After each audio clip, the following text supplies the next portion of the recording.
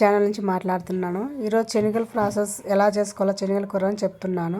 Night already నానబెట్టి పెట్టుకోవాలి శనగలు. అందులో ఏలక్కాయలు, లవంగాలు, తేజపత్తి వేసి వాటర్ పోసి పెట్టుకోవాలి. ఉదయం లేచిన తర్వాత స్టవ్ ఆన్ చేసుకొని కుక్కర్ పెట్టుకోవాలి. అందులో ఆయిల్ వేసుకోవాలి. ఆయిల్ ఫ్రై అయిన తర్వాత ఆవాలు వేసుకోవాలి. కరివేపాకు కూడా వేసుకోవాలి. జీలకర్ర వేసుకోవాలి. ఉప్పు, కారం, పసుపు వేసుకోవాలి.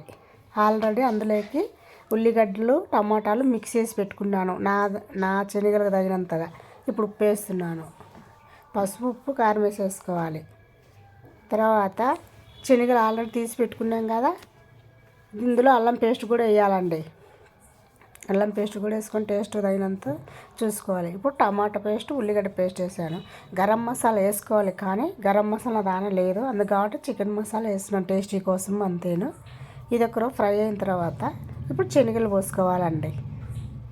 ఇప్పుడు శనగలు పోసుకున్న తర్వాత ఆల్రెడీ మనం శనగలు నానబెట్టుకొని తీసి పెట్టుకున్న వాటర్ ఉన్నాయి కదండి, ఆ వాటర్ వేసుకోవాలి. అందులో పచ్చిమిర్చి కూడా వేసాను. ఇప్పుడు శనగలు నానబెట్టుకున్న వాటర్ ఉంటాయి కదా, అవి మనకు సరిపడైతే ఓకే అండి, లేదంటే వేరే వాటర్ కూడా కొంచెం వేసుకోవచ్చు మనము.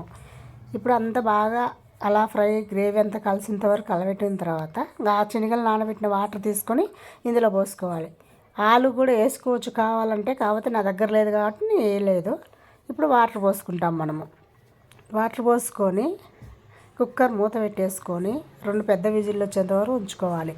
చపాతీలకైనా రైస్లోకైనా బాగుంటుందండి. లంచ్లోకి, పూరీలోకి అంతా బాగానే ఉంటుంది. కాకపోతే కొంచెం కారం ఎక్కువ వేసుకుంటే మాత్రం అన్నంలోకి కూడా తినచ్చు, లేదా చపాతీ, పూరీలోకి చాలా టేస్ట్ బాగుంటుంది. మా ఛానల్ నచ్చితే like, share and subscribe please. ఓకేనండి.